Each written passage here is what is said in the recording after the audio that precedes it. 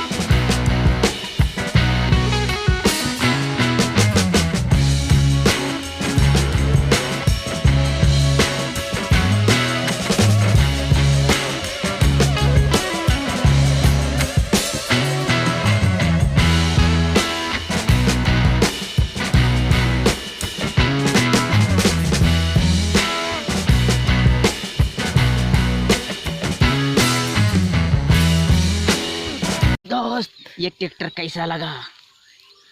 अगर आप लोग को अच्छा लगा होगा तो लाइक ज़रूर करना, और अगर आप लोग वीडियोज़ में नए हैं तो चैनल को सब्सक्राइब कर लेना। तो दोस्त चलते हैं फिर से अगली वीडियोज़ में। Tata bye.